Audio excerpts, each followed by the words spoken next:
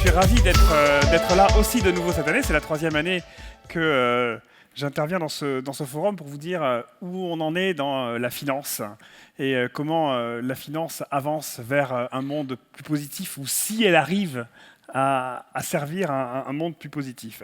Alors cette année, je voulais peut-être mettre un peu plus de perspective et disons, regarder un peu plus loin vers le futur et se dire de quelle finance on a besoin pour cette économie positive qu'on essaye de faire émerger à un horizon de 2020-2030.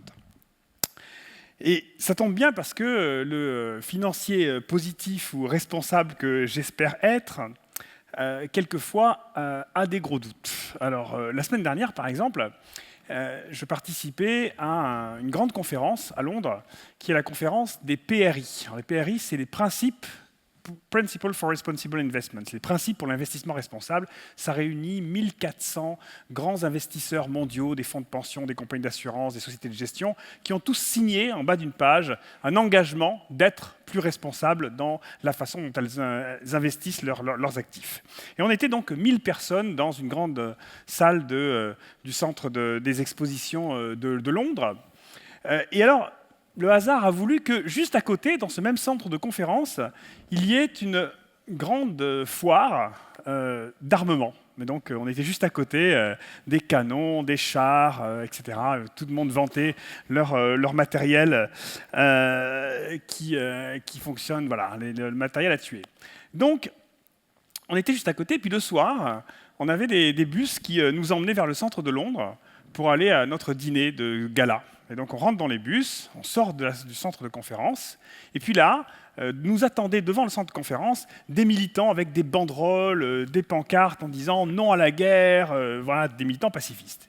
Et là, grand moment de solitude quand même, parce qu'on se dit, en fait, ils nous ont pris pour les marchands d'armes. Hein. Ben oui, parce qu'on sortait de là, et donc ils pensaient qu'on était les marchands d'armes qui allaient à leur dîner de gala. Et là, quand même, grand moment de solitude, on se dit finalement, nous, on est les financiers responsables, on est là pour changer le monde, et on est peut-être plus ressemblant et plus proche des marchands d'armes que de ceux qui se battent sur le terrain pour faire changer le monde. Bon, donc ça quand même, ça interpelle.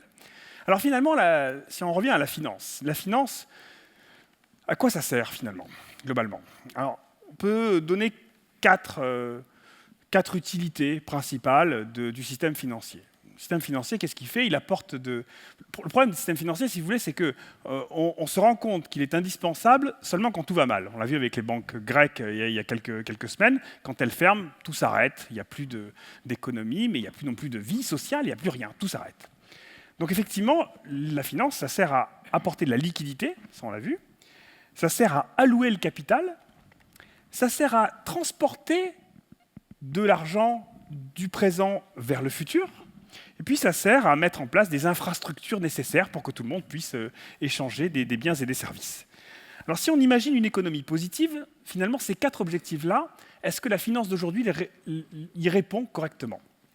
La liquidité, oui, pas toujours. Enfin, quelquefois il y a des excès de liquidité, et on voit que les excès de liquidité aboutissent à des bulles explosent, et puis ensuite on a des crises de liquidité, donc on va dire pas extraordinaire comme réponse à ce premier besoin. Deuxième besoin, allouer le capital. On a un vrai grave problème d'allocation du capital aujourd'hui. On a besoin pour la transition énergétique, par exemple, d'allouer massivement du capital vers les énergies renouvelables, vers l'efficacité énergétique. Or, le système financier aujourd'hui ne le permet pas. On n'a pas cette évolution de l'allocation du capital dont on aurait besoin pour une économie positive. Le troisième élément, transporter de l'argent du présent vers le futur. On a des marchés qui sont tellement court-termistes. On parlait de 10 minutes tout à l'heure, c'est en réalité quelques microsecondes aujourd'hui, les détentions quelquefois d'actions sur les bourses aux États-Unis.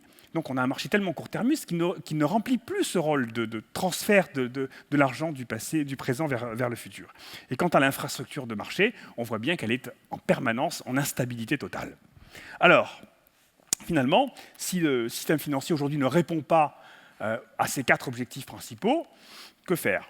Qu'est-ce qu'on peut imaginer? Alors, après la crise, en 2011, un centre de recherche, qui est le Center for Sustainable Business, a donné 3 axes. Il a dit, voilà, il y a 3 visions possibles de la finance dans le futur. La première, c'est risky business as usual. On continue comme avant, dans le même système risqué. Le deuxième, c'est back to boring. On revient à une finance ennuyeuse. Puis le troisième, c'est inclusive innovation, c'est-à-dire on utilise les cerveaux géniaux des financiers, mais pas pour faire seulement de l'argent, mais pour répondre à des objectifs d'intérêt général. On va oublier tout de suite le premier, évidemment, risky business as usual, il est inacceptable. Le deuxième, back to boring, pourquoi pas? On peut revenir à une finance ennuyeuse, mais évidemment, les financiers ne vont pas le faire d'eux-mêmes. Ils n'ont pas envie de s'ennuyer. Donc, si on veut le faire, il va falloir qu'il y ait une vague de régulation extrêmement forte qui les oblige à revenir à ce système ennuyeux. Or, toutes les tentatives de régulation qu'on a vues depuis 2008 n'ont pas réussi à aller aussi loin. Elles ont réussi à réduire un tout petit peu le risque que la crise revienne, et encore, mais certainement pas de faire revenir le système à un système ennuyeux. Et je doute qu'on puisse y arriver, parce qu'il faudrait des forces de régulation réellement extrêmement fortes, qui pourraient même être quasiment récessives. Troisième solution, alors, c'est la solution dont on rêve tous, nous les financiers responsables, c'est cette inclusive innovation. Voilà, on va faire de la finance responsable, de l'impact investing, de la finance inclusive, de la microfinance, tout ce qui va permettre d'utiliser les systèmes financiers pour résoudre des problèmes économiques et sociaux. Alors, est-ce que ça marche? Ça marche, ça avance, mais ce n'est pas extraordinaire. Pourquoi? Parce que dans beaucoup de cas, les engagements qui sont pris conduisent à revenir à un business as usual. Je vous donne un exemple, puisque cette année, c'est l'année du climat. Qu'est-ce qui se passe au niveau du climat? Les financiers ont effectivement pris beaucoup d'engagements pour annoncer qu'ils allaient faire des choses pour le climat, et notamment intégrer le risque du climat et du risque carbone dans la façon dont ils gèrent leur portefeuille. Je vous donne un exemple, c'est ce qu'on a appelé le Montreal Pledge, l'engagement de Montréal, où 70 grands investisseurs mondiaux ont pris l'engagement que d'ici la fin de l'année, ils allaient mesurer l'impact carbone de tout leur portefeuille et qu'ils allaient progressivement le réduire. Oui, mais c'est très technique et ça aboutit très souvent à ne pas changer grand-chose. Le plus grand fabricant d'indices au monde, MSCI, Morgan Stanley Capital Indices, a fabriqué un indice qu'il appelle l'indice, donc c'est-à-dire une liste d'entreprises en fait, qu'il appelle l'indice low carbone, bas carbone. La première capitalisation de cet indice, le plus grand poids de cet indice, c'est Exxon. Donc vous voyez qu'on peut dire des choses d'un côté et continuer le business as usual de l'autre. Donc finalement, risky business as usual, non. Back to boring, peu probable. Inclusive innovation, oui mais.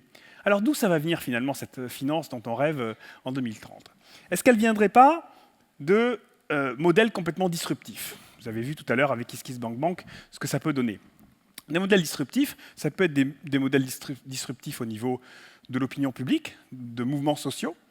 Regardez ce qui se passe aux États-Unis, par exemple, ou dans les universités américaines, avec un mouvement comme 350.org, les étudiants poussent leurs universités et les fondations de leurs universités à désinvestir des compagnies pétrolières et des énergies fossiles. Donc on a ce mouvement social d'un côté, puis on a le mouvement économique de ces modèles disruptifs, ce que certains appellent l'ubérisation de la finance. Et effectivement, la finance dans 2030, le monde bancaire dans 2030 ne ressemblera pas du tout à ce qu'il est aujourd'hui. On a une explosion de ces modèles disruptifs. Pendant la seule semaine qui s'est terminée le 21 août de cette année, la semaine du 21 août, 27 entreprises de fintech, c'est-à-dire ce qu'on appelle des startups digitales de la finance, ont récolté 1,6 milliard de dollars de fonds propres en une semaine, record battu. C'est Sophie, donc Social Finance, une boîte qui est basée à San Francisco, Avant, basée à Chicago, une entreprise de digital banking basée à Shanghai. Voilà, c'est ça le nouveau monde de la finance qui est en train de faire complètement exploser les systèmes habituels du métier de la banque. Est-ce que ces modèles-là, finalement, vont permettre d'aboutir à ce qu'on veut, à la finance qu'on souhaite?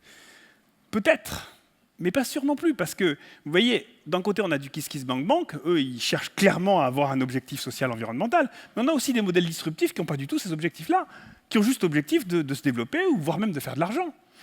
Donc, ce type de modèle-là ne répond pas toujours à ces objectifs de finance responsable. Et puis, par ailleurs, la finance, c'est pas la même chose que les taxis ou l'hôtellerie, Uber ou Airbnb. On est dans les implications sociales du monde financier, encore une fois, on l'a vu avec la Grèce, sont énormes. on ne peut pas passer d'un monde complètement régulé à un monde complètement dérégulé avec ce type d'éclosion. Et donc on a besoin d'un nouveau modèle, d'un nouvel ordre juridique, un nouveau cadre juridique au niveau mondial. C'est là où j'arrive à mon dernier point, qui est qu'on a besoin d'une nouvelle régulation. Aujourd'hui, la régulation, comme j'ai dit tout à l'heure, elle a juste servi à faire baisser un petit peu le risque. Ce dont on a besoin, c'est d'une régulation qui change complètement sa façon de voir les choses, qui intègre les modèles environnementaux et sociaux. C'est pas moi qui le dis, hein. C'est le gouverneur de la Banque centrale d'Angleterre, Mark Carney. Vous lisez ses interviews, regardez ses interviews, il parle de capitalisme inclusif. Il dit qu'il faut que ça change. Il faut que ça change au niveau du FMI, par exemple. Le FMI a des modèles, le FMI et la Banque mondiale ont des modèles donc, qui font tourner, alors modèles économiques, qui prennent comme hypothèse que la consommation de pétrole va continuer à augmenter, par exemple.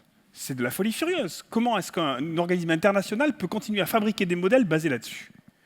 Vous avez le FSB, qui est l'organisme de régulation des banques, à qui on a demandé, à qui le G20 a demandé de réfléchir dans les mois qui viennent pour intégrer le risque carbone à la régulation bancaire. C'est très bien, on attend de voir ce que ça va donner. Il faut que ça bouge dans ce sens-là.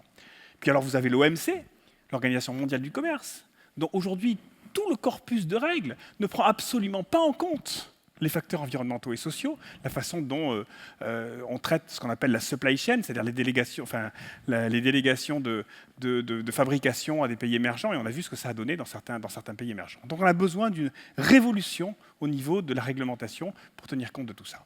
Donc finalement, si on veut que la finance bouge de l'intérieur, si on veut que les modèles disruptifs soient un élément d'accélération positif vers la finance que l'on souhaite dans 2030, il faut aussi que le cadre de régulation générale au niveau mondial change, et ça, c'est essentiel. Alors, est-ce qu'il y a une chance que ça se produise? Je ne sais pas. Ce qui est sûr, c'est que je reviendrai vous parler l'année prochaine, parce qu'au moins ici, je sais que quand je vais sortir de la salle, je n'aurai pas le même problème qu'à Londres avec, avec le CAR et les militants, parce que je sais que les militants, ils sont dans la salle. Voilà, merci beaucoup et à très bientôt. Merci Philippe.